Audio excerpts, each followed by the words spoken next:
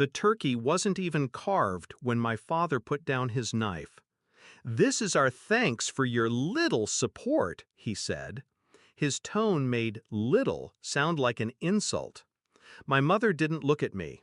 She was too busy pouring herself more wine. Then he said it. "We think it's time you move out. Today." I set down my fork. "I stopped paying the bills last week," I said. They laughed, loud, cruel. I pushed my chair back, grabbed my coat, and walked out without another word. Backstory: the years they took. 2 years earlier, I moved back in. Dad had been between jobs. Mom's health was getting worse. The mortgage was slipping 3 months behind. I took over the bills: electric, internet, insurance, heat. Bought groceries, covered repairs. I told myself it was temporary, that I was helping them stay afloat. At first, they thanked me. Then the thanks stopped. Then the respect stopped. Discovery of betrayal, the real reason. A week before Thanksgiving, I overheard them in the kitchen. Dad's voice was low. "Once she's gone, we can rent her room. Extra money for us." Mom laughed. "And no one to ask where it's going." They weren't asking me to leave out of love.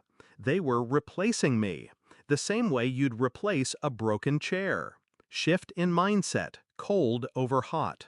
I could have screamed. I could have thrown every receipt in their faces. Instead, I stayed quiet. When you've been the one paying for everything, you know exactly how the house is wired and how to shut it down. I decided they'd learn exactly what it costs to push away the person holding the foundation up. Execution: pulling the support beams. The Monday after Thanksgiving, I made my first call. The electric company. The account was in my name. I set the cutoff date for mid-December. Next, the internet. Canceled. The heating oil delivery? Skipped their winter refill. Homeowners insurance? Withdrawn. All contracts in my name were closed or redirected. Then I called the mortgage lender.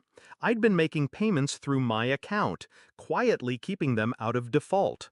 I told the bank to send all correspondence directly to the owners. No more middleman.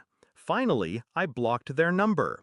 If they wanted to reach me, they'd have to work harder than just pressing call. Climax: collapse.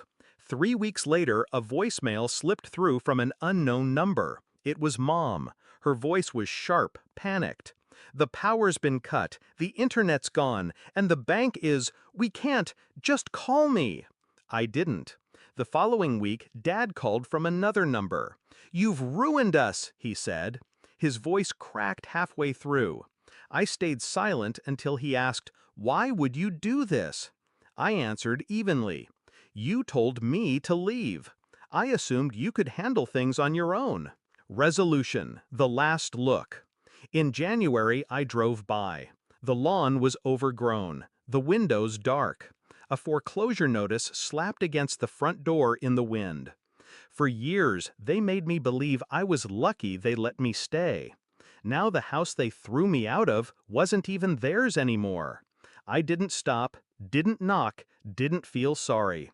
Because the best revenge isn't slamming the door on someone. It's walking away and letting them hear it quietly close while their whole world caves in.